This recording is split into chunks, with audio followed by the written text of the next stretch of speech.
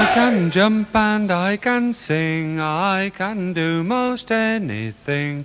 I can pipe and I can play, I can dance the shepherd's hay.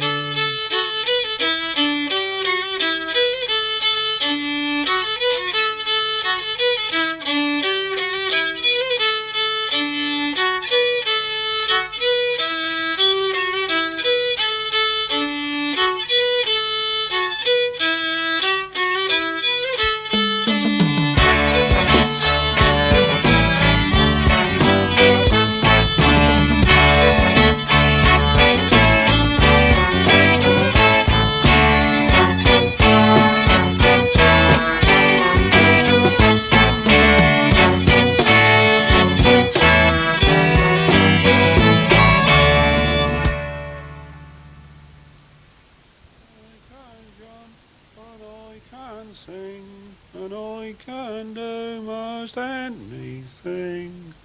I can pipe, and I can play, and I can dance.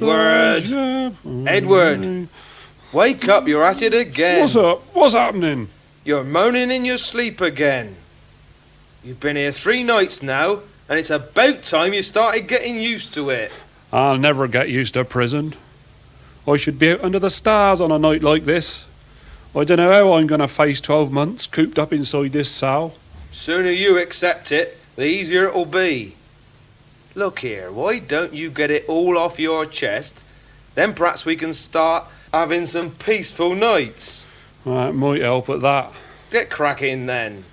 Well, I suppose it all started with the Morris men sorting themselves out for a trip to London. London? I ain't been there. Nor have I. I don't suppose I ever will now. But we nearly went. We've been saving up for 2 years. How much did you have then? Wow. According to Sacky Smith, our bagman, we had... £12, 11 and fourpence exactly. And we won't need no more to keep us in bed and victuals for a week away. Mr. Chillingworth's written to a friend of his in Clerkenwell, who's arranged accommodation for us for 2 nights in an old coaching inn that can stable our horses as well. God knows I kept my hands off that money for the past 2 years. I've been sorely tempted just to get away from my missus. Oh, his missus spent a deal of time whittering on about him.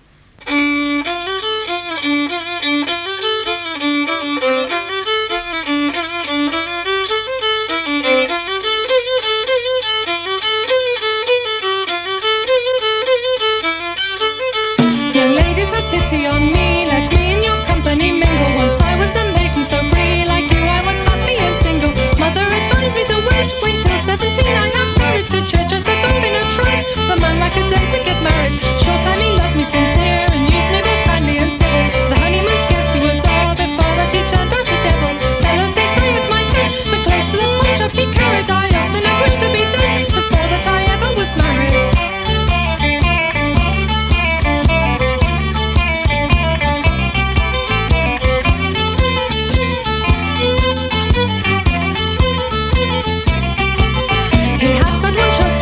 To the tavern he likes to be dashing. Sunday all day long he's in bed while his shirt and his stockings I'm washing. His trousers are all full of holes on my head. Before him he carries he grunts and he smells like a pig. How I wish I'd never got married. My husband's a comical man, a regular rat. Now liquor he lays out his money himself on tea, sugar, candles and pepper. Sometimes for a night for the start, a week or a fortnight I tell it. I'm bothered till death and I've done. I wish I'd never got married.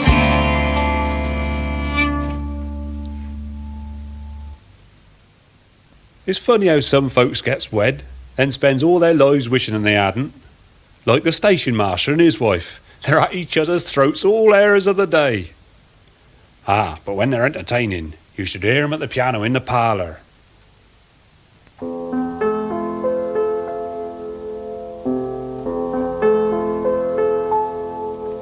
Two birds within one nest, two hearts within one breast, two souls within one fell. firm league of love and prayer, together bound for aye, together blessed.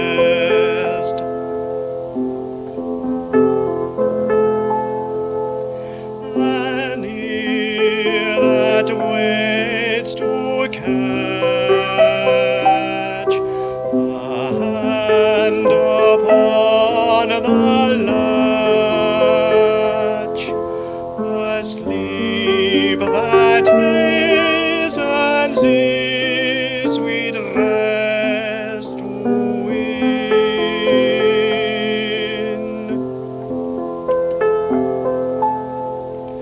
A world of love without, a world of strife shut out, a world of love, a world of love shut in.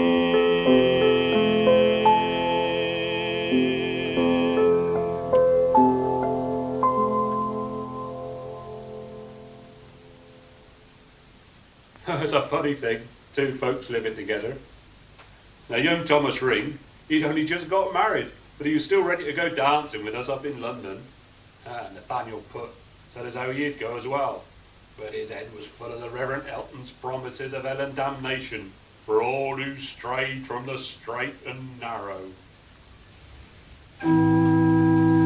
Put me not to rebuke, O Lord, in thine anger, neither chasten me in thy heavy displeasure. For thine arrow stick fast in me, and thy hand presseth me sore. My lovers and my neighbors did stand looking upon my trouble, and my kinsmen stood afar off. They also that sought after my life laid snares for me, and they that went about to do me evil talked of wickedness, and imagined deceit all the day long. Glory be to the Father, and to the Son, and to the Holy Ghost, as it was in the beginning, is now, and ever shall be, world without end.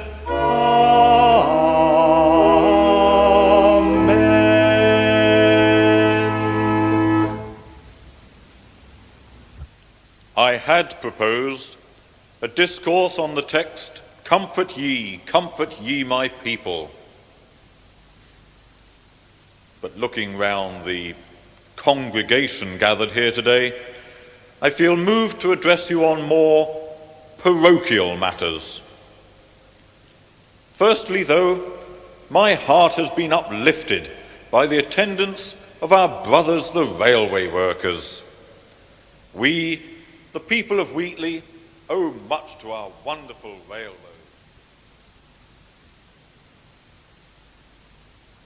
Now, however, I must return to the evils of drunkenness. I know many of you have been out of work during the winter months, but now that May is upon us, many will find honest work in the fields. I am relying on everybody here to be vigilant. Our men, with money in their pockets, will return to the inns and squander their hard-won rewards on alcohol. Sadly, we good people will be witness to, and sometimes subjected to, abusive behavior which lowers men to the state of animals.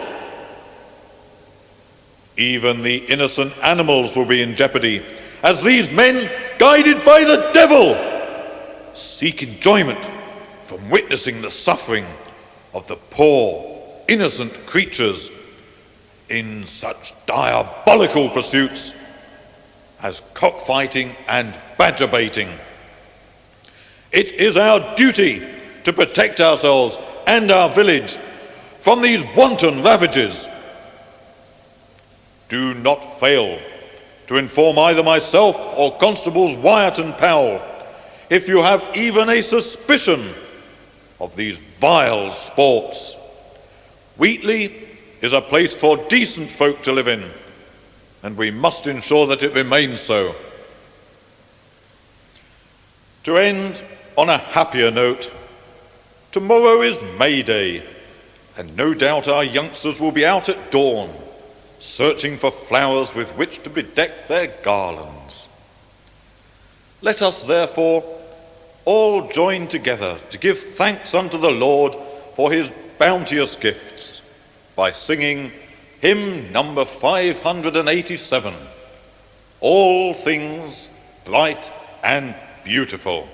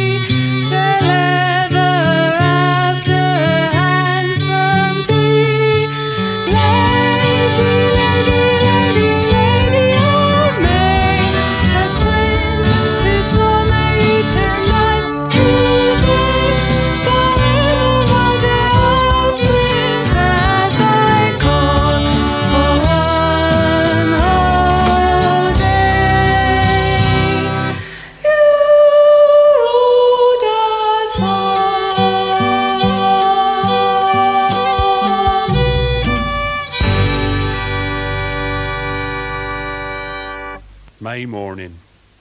I was out with my ferrets up on Shotover. I caught 6 beauties. I come back by way of Littleworth Cutting, and who should I come across but them navvies slewing the railway tracks.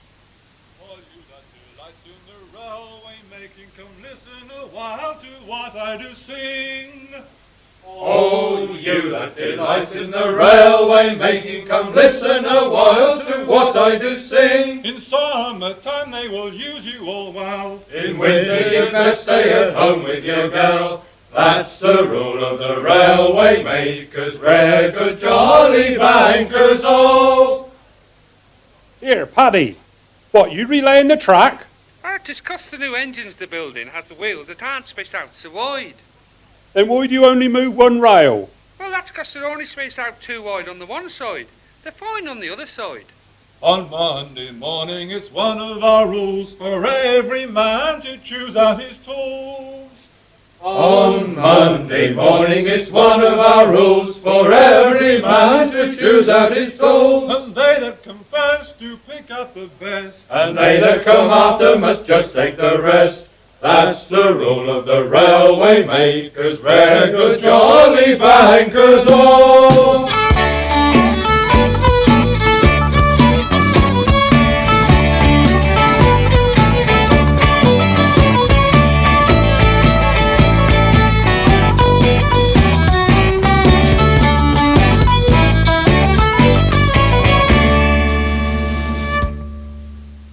Meanwhile, the young uns had chosen their lord and lady of the Garland, and blowed me if they hadn't chosen my Liza as the lady.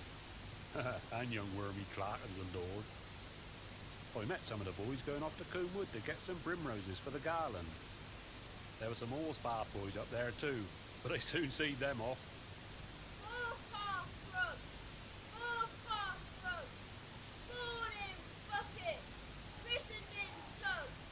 Horsepower scrubs! Horsepower scrubs! Born in buckets! Christened in tubs! Hey! The girls went up Westfield after Hawthorne, and I met old John Johnson the carter fetching his horse Clarence back from the Grinside. I went a wagoning did go.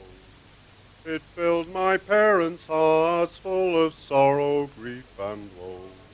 And many are the hardships that we do undergo. And sing woe, my lads, sing woe. Drive on, my lads, I oh. Oh, who would lead the life of a jolly wagoner? I got back to the village just in time to see the children setting off with the Garland.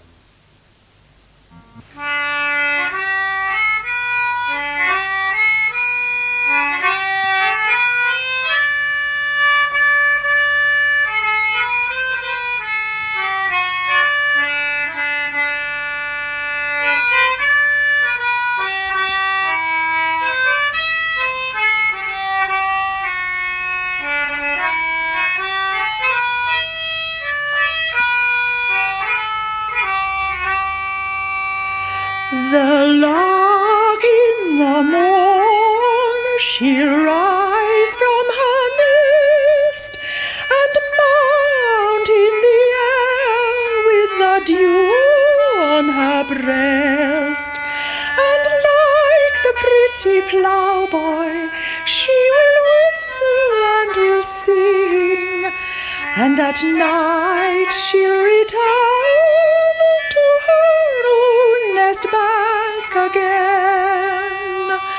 As I was a-walking one morning in the spring, I met a young damsel, so sweetly she did sing. And while we were a-walking, these words she did say: there's no life like a ploughboy's,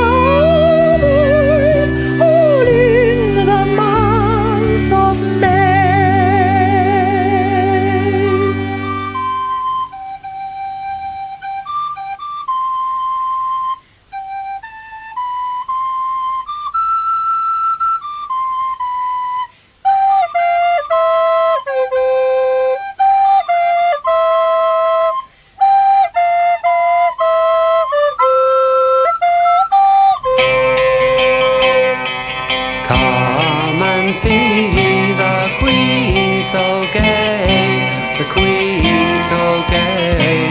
Queen so gay. Come and see the Queen so gay, all in the merry month of May. You may look at our garlands and see the sweet flowers, and see the sweet flowers, and see the sweet flowers. You may look at our garlands and see the sweet flowers, all in the merry month of May.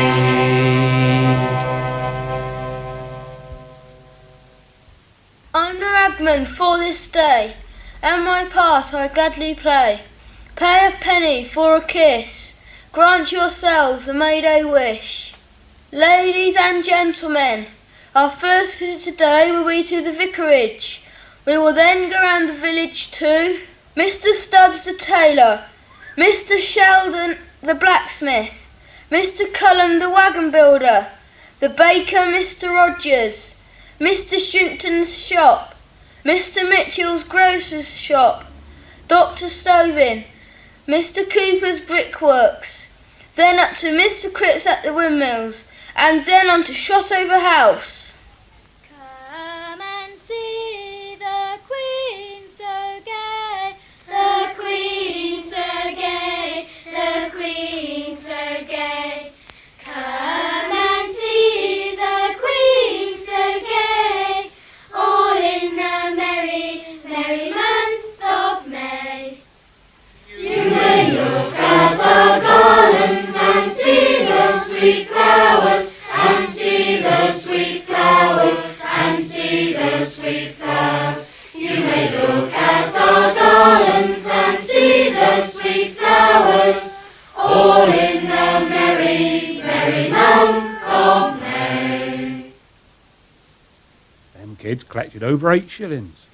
Paid for a grand tea party up at the school. I must say my Liza made a fine lady.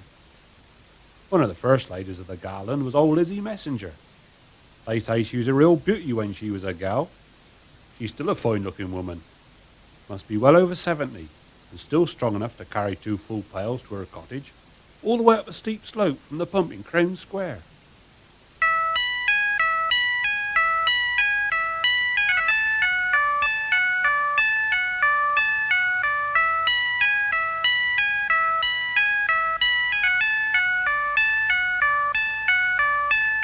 Go gently, Lizzie, go gently now. Wheatley's known you for some time. Many's the head our life's turned to your smile. Lizzie, go gently now. Out with young Edwin, turning the hay, sharing your laughter and fun. Then during harvest, a sheaving all day, while Edwin fagged wheat in the sun. Lizzie Messenger, all the boys love you. Lizzie Messenger, all the boys love you. Jane, go and give Lizzie a hand. Can I help you, Mrs. Messenger?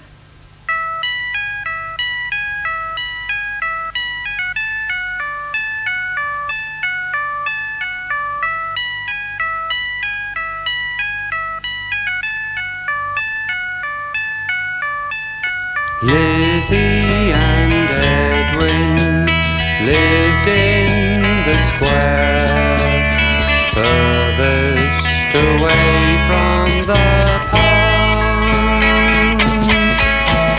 3 sons brought water while 2 daughters fair plotted sat on the oak stone. Fever took Edwin, children got wet, left Lizzie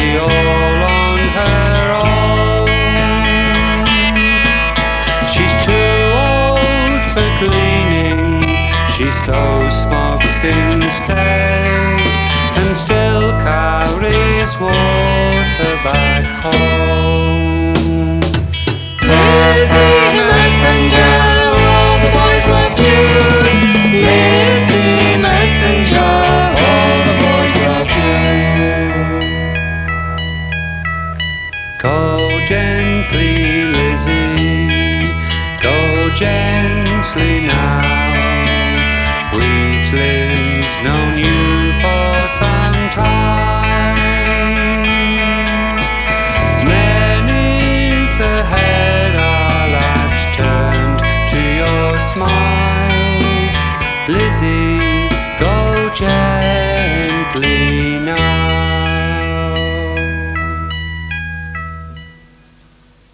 Come on, get on with it. Can't say there's anything you've told me so far that lead to your being locked up in here. Well, just you wait.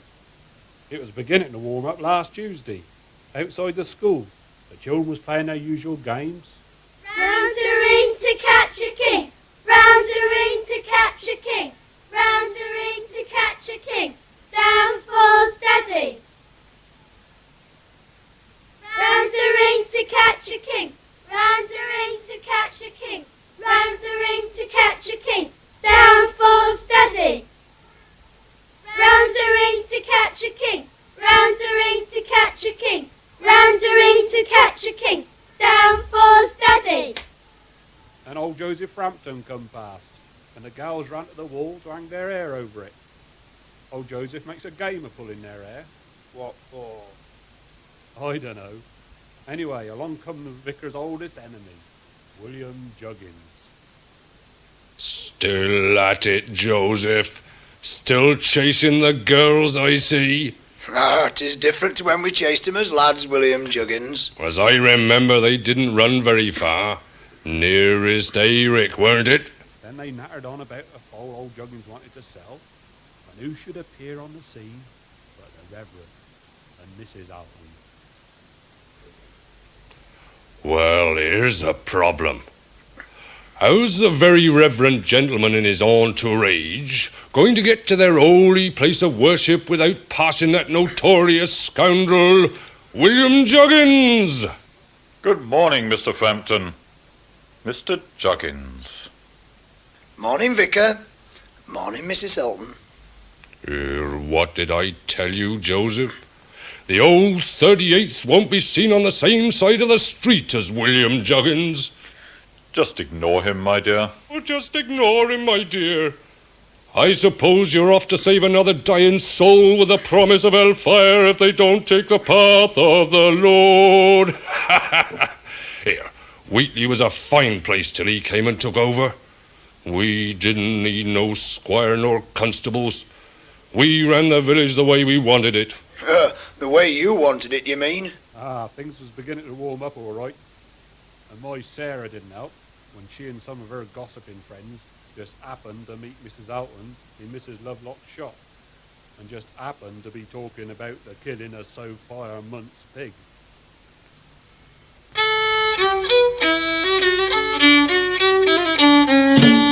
He saw the tradesman and his wife I heard the other day, and they kicked up a glorious row, they lived across the way.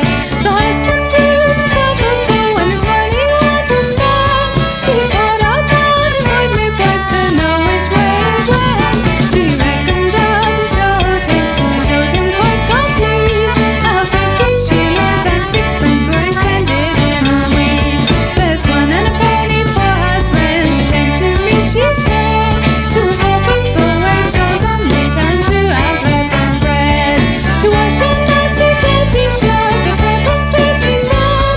There's one and a penny goes for coal and fourpence would I run. She reckoned up and showed him quite complete. 15 shillings and sixpence were expended in a week.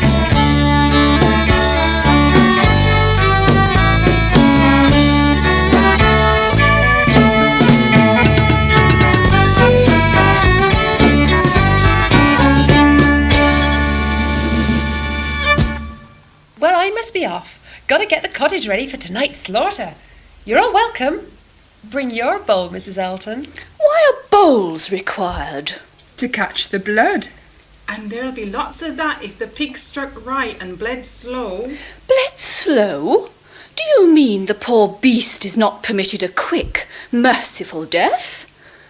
You asked to bleed him slow, so's the meat's nice and white. And there's blood for all as wants it, for their puddings. That's scarcely civilised. 'Tis the way it's been done as long as folks has kept pigs. The skin's singed with a burning brand and the shoes pulled off. I've seen boys fight for 'em so they can suck 'em raw, muck and all. Well, then we butcher the pig, preserve the chitterlings, smoke the meat and hang it. Well, maybe the old ways are sometimes right, but it sounds particularly frightful to me. Ah, that was Wednesday, but it all boiled up on Friday. It's funny, but you always know when it's Friday, 'cause not many women do their washing that day, so there ain't much linen drying on the lines. Annie Armborough always says, "Wash on a Friday, wash in need. Wash on a Saturday, slats indeed."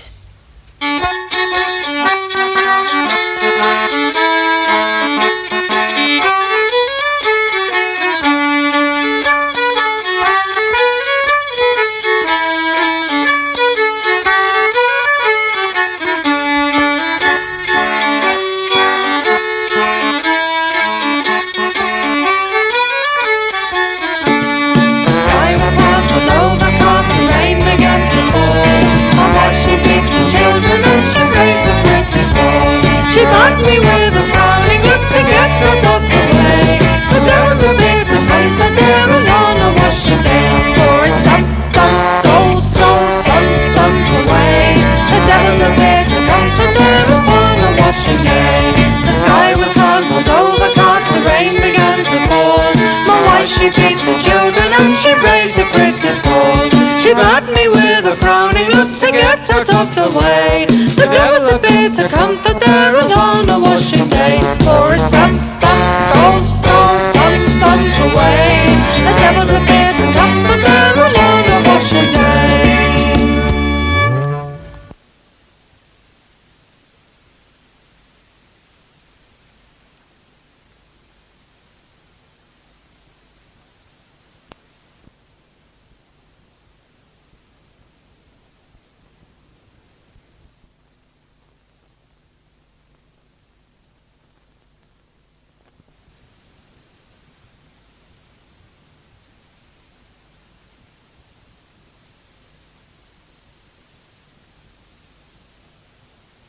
Ah, Friday, the night of our last practice in Montsoville before our trip to London.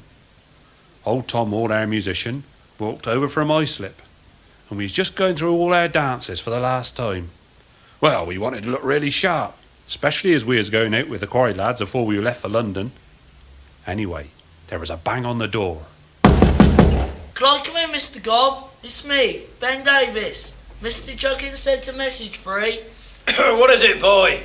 There's to be a cockfight by the King of Wheatley. Them gypsies are bringing that fine black cock, and Mr. Juggins gonna match it with his grey. That's his pride. I can't miss this one.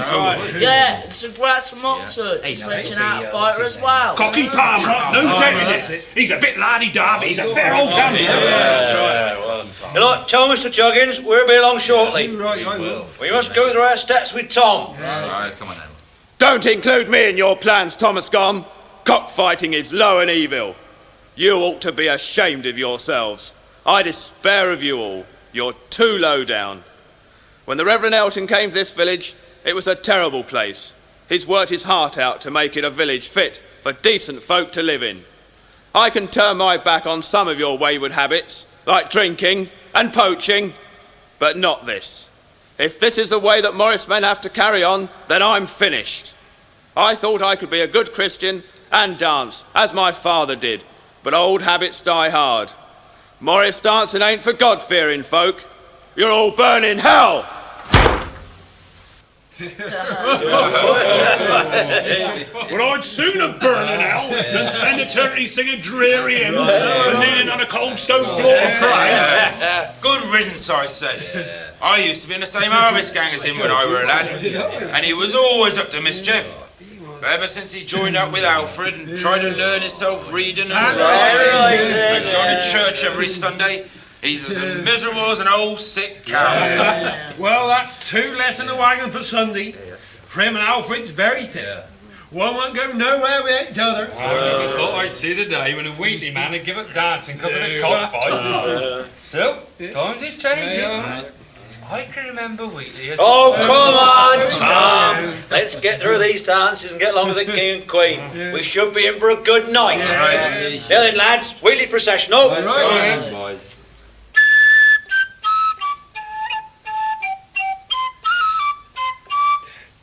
Let's try then, lads.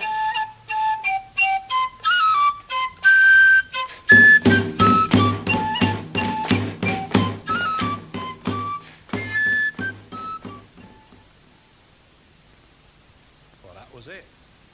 We rushed through our practice, then up to the King and Queen. William Juggins was getting a bit desperate when we got there.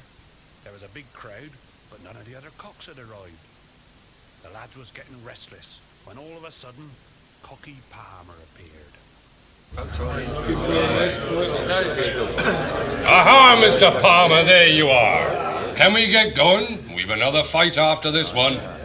I'm afraid some misguided angel of the Lord has come and slaughtered my dear little cut their darling little throats.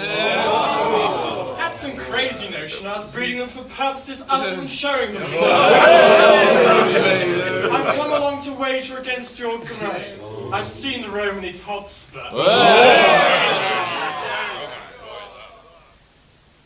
Well, that nearly started a riot. Luckily, 2 Filkins lads, on their way upwards for the early hay harvest, give us a fine display of one of their fighting jigs. Then, just as they finished, strutting like a peacock, in comes Carlos Quarterman, the gypsy. Oh, that was a Enough of your tumbling tomfoolery! Who dares put forward this mouldy old parrot? The bravest Flemish fighter in the land? Who dares wager against this noble bird? Mythical birds of the east. A noble cone-spurred gladiator that has no equal! I've seen better crows take flight at the sight of a rabbit. And enough of words! Here is my grey, and I'll wager £20. Come you cock merchants far and near, will I tell of the cockfighters happen here? Those Wheatley lads I've heard them say, between the charcoal black and the bonny grey. At the King and Queen we called for a pot, would hear this grand cockfight was fought. For 20 guineas those cocks did play, the charcoal black and the bonny grey. Then Gypsy Jim come a swaggering down, I'll give 20 guineas to a crown if my charcoal blackie gets fair play. Here, clip the wings of your bonny grey. And when those cocks come to the sod, cried the Wheatley boys, now what's the odds? The odds the Gypsy lads did say, between the charcoal black and the bonny grey. Now those 2 cocks fought hard and fast, till the Gypsy birdie lay dead at last. The Wheatley boys gave a loud array and carried away the bonny grey. The bets come in hard and fast. Sacky Smith, our bagman, put money on the grey. The only money he had was ours. Then John Wowles, the surveyor. There ain't many folks I can't abide, but he's one. Charles Stanley, the landlord, held the purse, and he announced, We need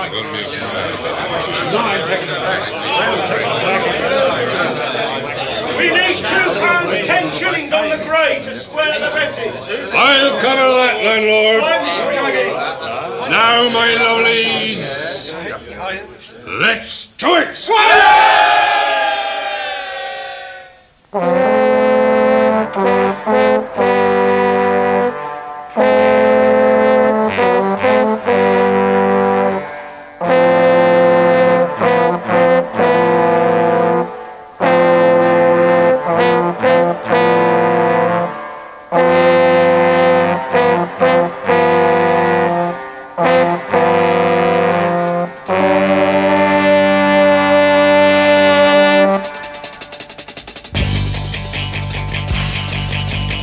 Old cocks, young cocks, all cocks come to the cockfight for some fun. Cockeyed cock shook cockalorum. The old cock wouldn't know what to do, and it was tied on his back. Coxcomb on cock horse approach, cock led in a London coach. Come cockchafer and cockroach. If that's a cock, then I'm an honest man. Coxy, cockney, cock and pie, coquette with cock and only pie. Cock paddle swim and cockatrees fly.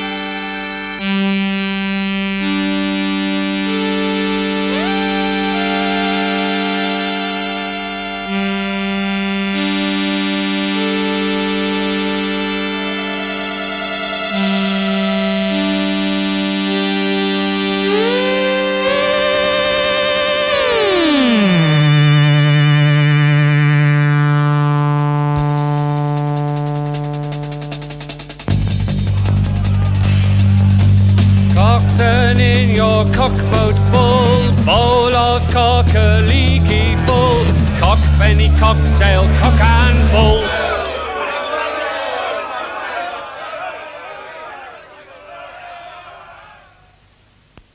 Well, Billy Juggins' cock made a right mess of it. He skewered the Jippo's blackie in the neck, but couldn't get his spur back out, and he lost an eye in the death throes of the Jippo's bird. Still, Juggins had won, as had Sacky Smith. And John Wells, that roiled me. Next thing, young Charles Gould came rushing down from the backside and shouted that the vicar and Constable Wyatt was on their way down. So, while Charles Stanley organised a clear-up, Thomas Gonn got as many Morris lads as he could to dance Bob in a Joe. Morris, practice, lads! You ain't got enough. Suckers disappeared. Roping the Filkins men. 6 sticks, George. Go on, Tom. Bob and a Joe. Vicar won't know that. He never watches on principle. Come on, young Davis. You have to make up the numbers. Say we're recruiting, Mr. Juggins. Once to yourselves.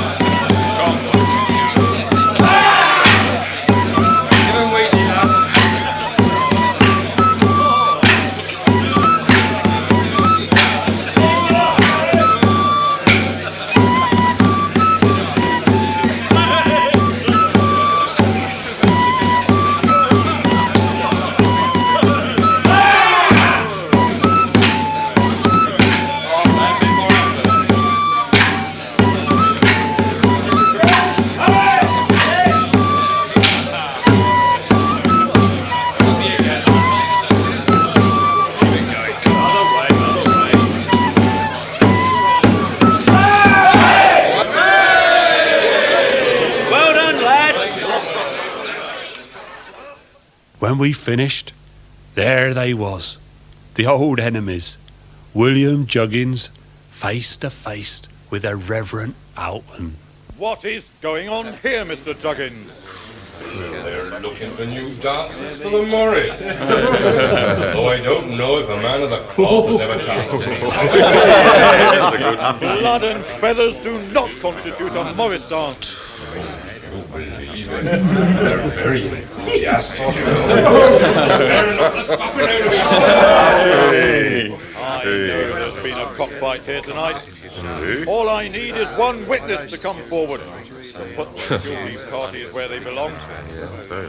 Don't you care? Your souls are in grave peril. This depraved sport has its roots in hell. Help me to bring to justice those responsible for this despicable event. Sermons for the pulpit vicar. You'll get no help from the likes of us. That's all I need. My doors are always open to any sinner who cares to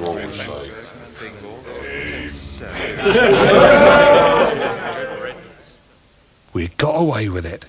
5 minutes earlier, and there'd have been a lot more than me stuck in jail. What really made me mad was that John Wells hiding and slinking off when the vicar come down. He'd won his pile, some of the hard-earned money of lads who should have had more sense than to risk it on a cockfight. So as he slunk off towards the White Hart, I ran down High Street and up the hill to meet him coming the other way. "Oh, there, Mr. Wells! You seems in a great rush." Why, Mr. Toms, how come? I left you with your friends at the King and Queen. What magic brings us face to face with you walking in the opposite direction? There's more than one way to the backside, Mr. Wells, especially for a fast runner. And you are a fast runner. What's the meaning of this encounter?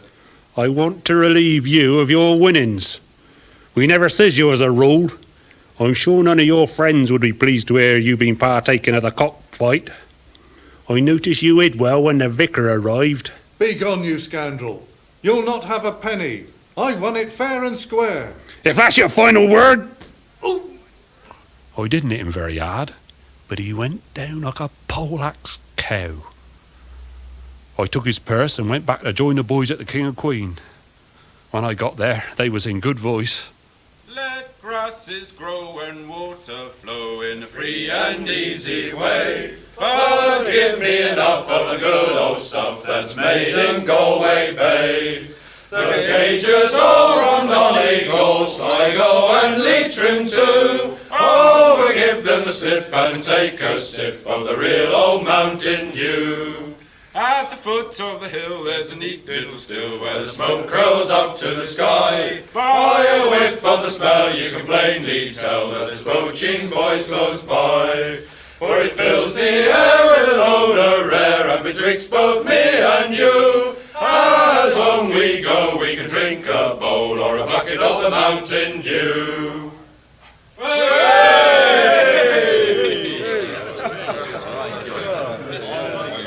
Edward, where you been?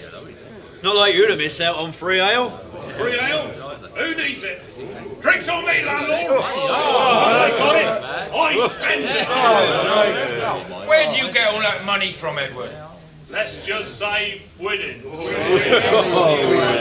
I'll give a guinea for the best face in yours. Pass it over, landlord. And while you're at it, I'll sing you patters a good old English round. Come and listen to my song, and I will not detain you long.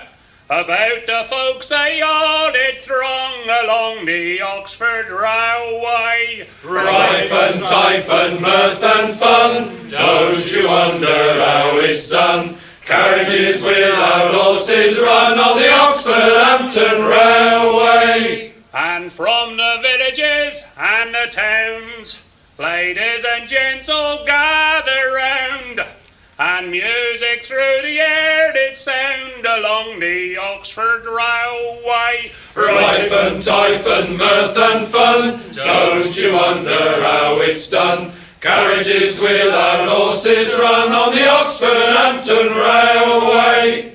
And when it's finished at both ends, then you can send your cock and hens, and you can visit all your friends along the Oxford Railway. Rife and tife and mirth and fun, don't you wonder how it's done? Carriages without horses run on the Oxford-Hampton Railway. Hey! Are you coming quietly, Edward, or have I got to fetch Constable Powell? What's going on, Constable Wyatt? Mr. Wells has been robbed. Well, 'tweren't Edward. He's been here all night, hasn't he, lads? There's no need, Mr. Juggins. I'll be all right. Well, that was it. Off to the lockup.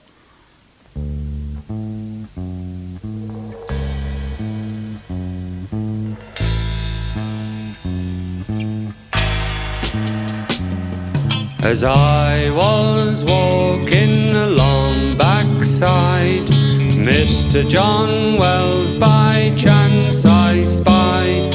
I said, you know it's a disgrace, Wheatley is a very rough place. Well, I knocked him down and I took his gold and got blind drunk, so I've been told. When I awoke I was all alone in this cold damp lock-up made of stone. Me hands were free but me feet clamped tight in some rusty old irons by Constable White. On bread and water I was fed, and then to the magistrate was led.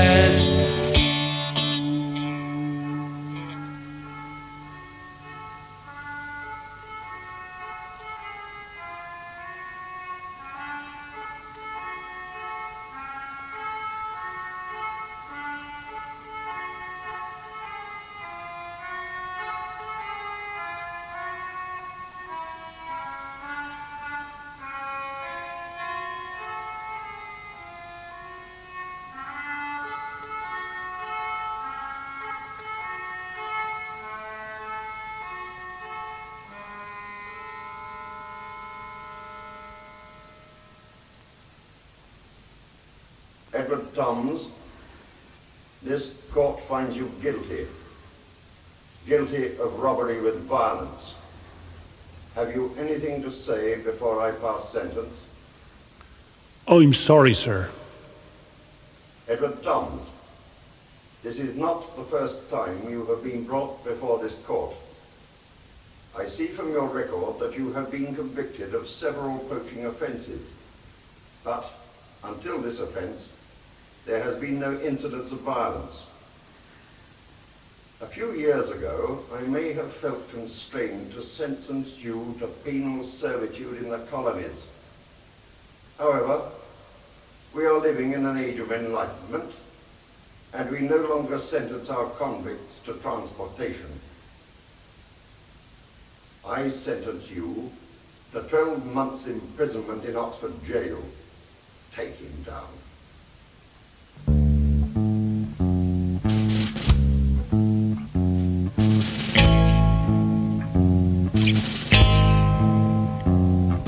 Captain Fane was the magistrate, the meanest bugger to decide my fate. You reckless man, you've done this crime. You won't do it a second time. To Oxford jail you'll go this day, and you won't come out before next May. So here I sit in Oxford jail. No more dancing, no more ale, no more upshot over with me pets, chasing them rabbits into nets. It's the truth, dear Sarah, when I says, when I gets out, I'll mend my ways.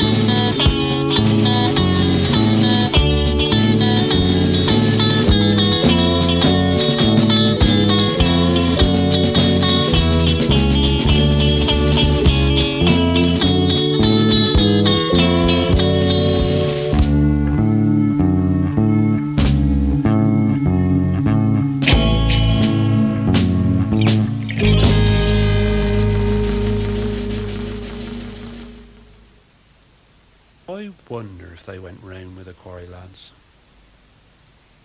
I wonder if they ever got off to London.